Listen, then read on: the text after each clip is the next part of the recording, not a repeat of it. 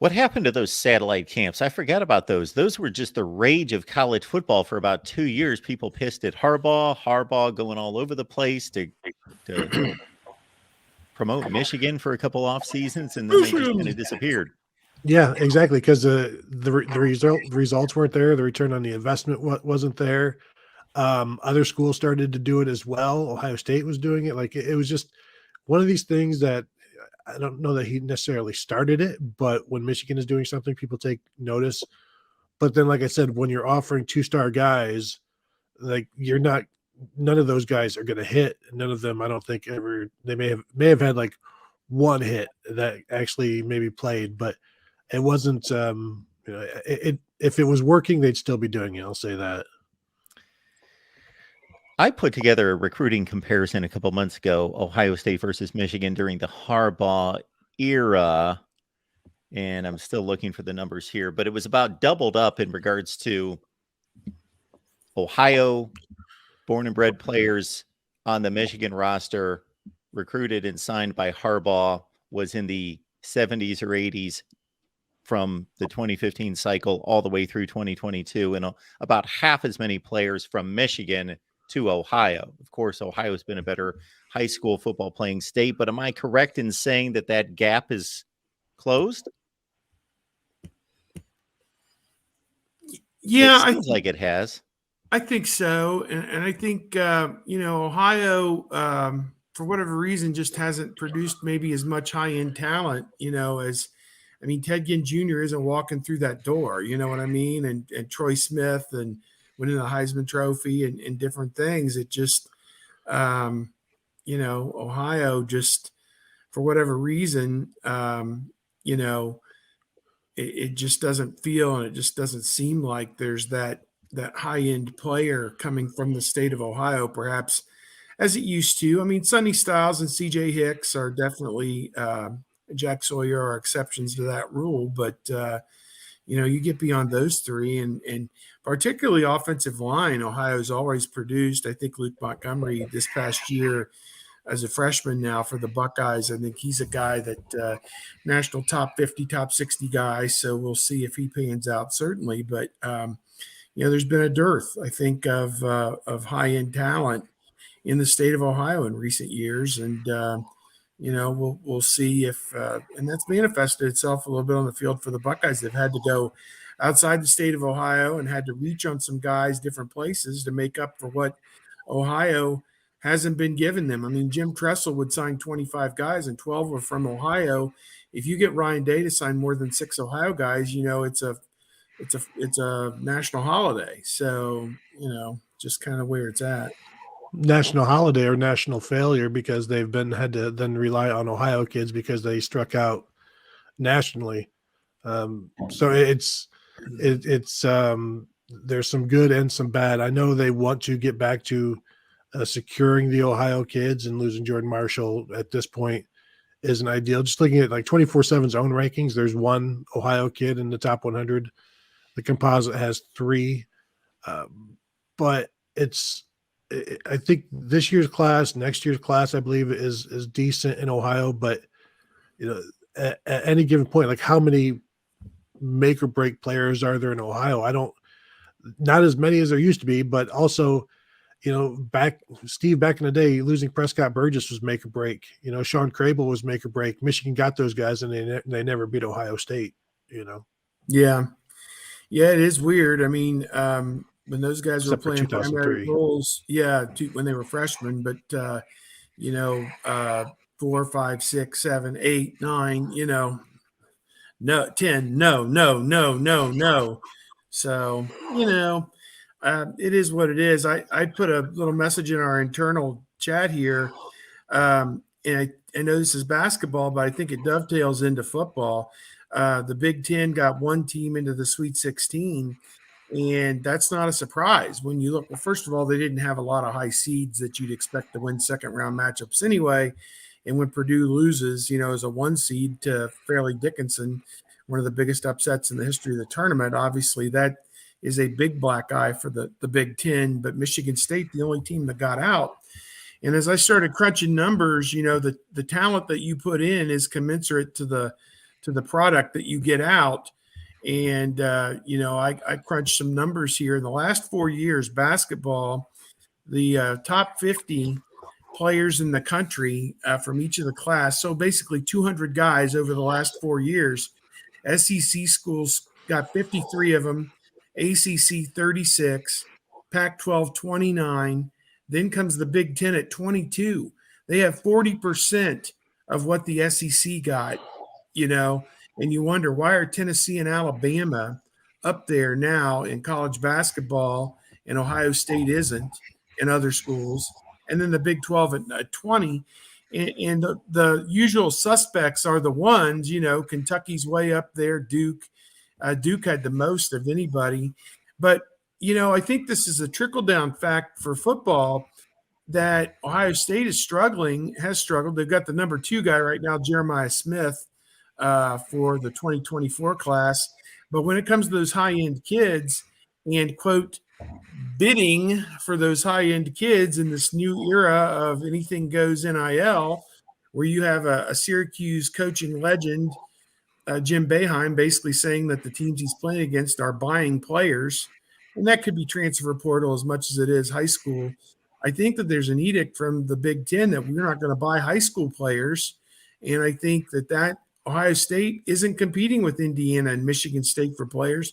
They're competing with Alabama and Georgia and Clemson, who, theoretically are. And, Alabama and Tennessee, to be where they are in basketball, there's only one way that happens, guys, and that's buying players. So, to me, the Big Ten needs to get with the program or just accept the fact that it's going to get left behind. And you hate to see that trickle down to football, but if it's the same edict for basketball as it is for football, then you can see why some 11th hour decisions went the wrong way for Ohio State on some high-end football kids last year, because the package just wasn't what it was supposed to be compared to what, Alabama and some of those other schools could offer them. Yeah, and Ohio State is trying to rectify that by putting some packages together that will just be, I think, a flat rate for anybody coming in, so that there is something, so that they can show them there will be something. But I don't think that's been announced by anybody yet. To kind of play off of what Steve was talking about, I caught a discussion from the CBS desk after one of the Big Ten's many losses, and it sounded like a conversation from 5 or 10 years ago. So I'm the last one that should be commenting on basketball over the past 10 years, but I was heavy into it before that.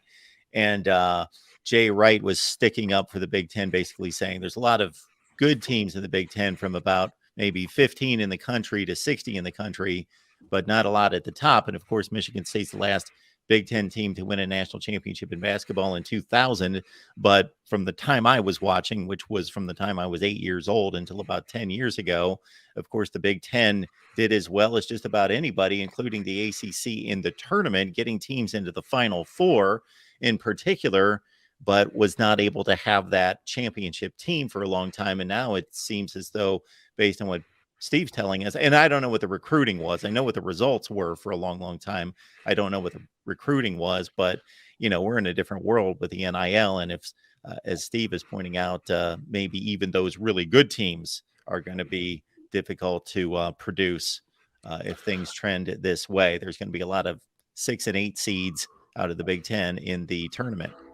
A buddy of mine sent me, we back in like high school, we were all into high school college basketball recruiting, and that was like a national pastime for us. And he sent me some pictures of one of his old magazines that he had, and the Big Ten is all over those. Like back then, Illinois was landing Deion Thomas and Kendall Gill and all of these national guys, and the Wisconsin was landing national guys. 5-star center Rashard Griffith back in the day. So the Big Ten was all over the place, and I don't know the exact reason, because you say the shift south, with everybody moving south. I mean, these weren't necessarily local players that were sticking around necessarily to play at those states, but Ohio State would do fine, but you had like even like Northwestern with Rex Walters. I mean, they didn't keep him long, but they were able to land. All of these schools were able to land significant players. But then I don't know, a few years later, that was it, and we haven't seen it to that level since. Maybe since the you didn't even have to go to college to go to the NBA. Like once that rule, I don't know when that really became in vogue, but since then, like I don't know that the Big Ten has really been all that special when it comes to recruiting.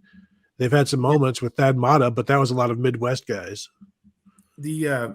I was at lunch yesterday with Marcus Hartman, our buddy, and Kevin Noon, who ordinarily is with us. And Marcus works for the Dayton Daily News, and we were talking about how, the Big Ten hasn't won a national championship in basketball since 2000. And he's like, Tom Izzo ruined the Big Ten, with his black and blue style of basketball, bludgeoning everybody, blunt force trauma basketball. And it's a style of basketball that the Big Ten seems to be stuck in. And, he did a show yesterday with Dan Patrick talking about how he still loves his job, but he's disillusioned with the industry, with the NIL and the transfer portal. And, the issue is you've got to embrace those things and embrace the churn and this goes for football just the same, even though there's a 3-year rule for guys going to the pros. They can still leave after 1 year and go in the transfer portal. I mean, we've seen guys who we thought would compete for jobs like J.K. Johnson at Ohio State football just up and leave for no reason, after 1 year. So, and there's some school of thought that Izzo is an obstructionist in terms of paying high school players. He doesn't want to do it, doesn't want to go down that road. And that's become kind of the hard line in the Big Ten, that we don't want to do this. And you don't want to run afoul of Big Ten compliance, which then runs afoul of NCAA compliance. So I don't know what the sweet spot, to borrow a term from our good friend, athletic director Gene Smith, would be. But you can sense the frustration from Ryan Day back on signing day in December, that they're getting straight out bid for key players, that NIL. And Dave Biddle asked him, did you feel like you just didn't have enough ammunition in your holster to land some of these guys? And, he no one will talk on the record about it. No one wants to, rock the boat, so to speak. But there is a sentiment out there that there are schools that are, quote, bending the rules by buying high school players and buying transfers. And, if you're not going to, it's like Notre Dame and that whole thing with, in the late 80s, well, we don't take Prop 48. So there's a subset of athlete we're never going to have. And didn't they make an exception finally with Tony Rice? I think may have been a Prop 48. And it was kind of like, well, that is a self-imposed standard that you've put in. Don't come complaining to me that you can't compete on the field with Ohio State when you've put this self-imposed standard of academic excellence, so to speak, in there, that you won't take at-risk students.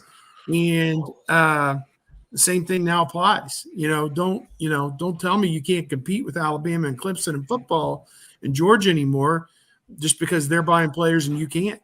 So better get the system fixed. I'll say this before I head off, but remember when Tom Izzo, Ohio State, Michigan State played, we were waiting for Tom Izzo to come to the post game to tell us how great Chris Holtman was and the rough state of affairs. But he said coaching isn't as fun as it used to be, and hearing the thoughts that he's holding the Big Ten back. When Urban Meyer came to the Big Ten, it was clear he was going to bring the Big Ten forward or leave it completely behind. Tom Izzo just seems to be, just thinking about it now, is like he's putting his heels down, and because everybody's competing in the Big Ten against Tom Izzo. And when that's your sight, that's what you're shooting for, you're kind of limiting the rest of the game, because Ohio State, when Urban Meyer got here, he set his sights on Alabama. He wasn't worried about anybody in the Big Ten. Here in the Big Ten, you're trying to beat Michigan State. You're trying to win the Big Ten. And meanwhile, like Izzo, in his non-conference is playing all of these national programs so that they're ready for the tournament. But like everybody else in the Big Ten is just trying to get past Michigan State, and that style is what it is. And then you get to the tournament, and it's official completely different than in the Big Ten, and it's whistled completely differently, and it's a different style of basketball.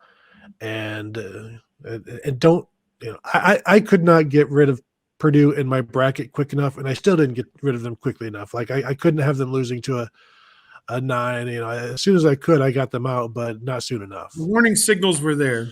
Yes. Yeah, it sounds like Matt Painter, based on what you just said about Urban Meyer, is the anti-Urban Meyer in basketball. He's fixated on winning the Big Ten, and then they can't do anything in the tournament. 3 consecutive double-digit seed losses for He needs Purdue. to be fixated on beating a 13 seed or a 14 seed or a 15 seed. I'm glad I looked up my numbers because I was speaking off the top of my head in regards to Ohio State and Michigan recruits from and signees from the 2 states since Harbaugh took over. So I was way off in terms of the top of my head. Ohio State, 65 in-state players, only 6 from Michigan.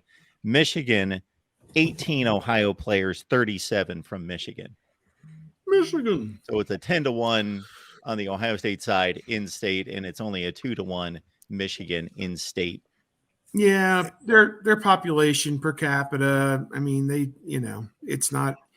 football's a big deal, but it's not quite as big a deal high school wise in Michigan as it is in Ohio. Never has been, never will be, and that's just the way it is.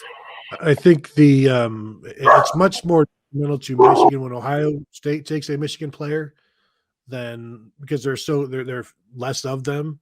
So if you're taking your power, if there's 7-8 guys in Michigan any given year that could be in the top of the Power 5, and if Ohio State is taking one of those, that's more detrimental than Michigan coming in and taking one of Ohio's 20 Power 5 guys. But if Michigan continues to do it year after year and they're getting 2 or 3, then obviously that's not what Ohio State wants.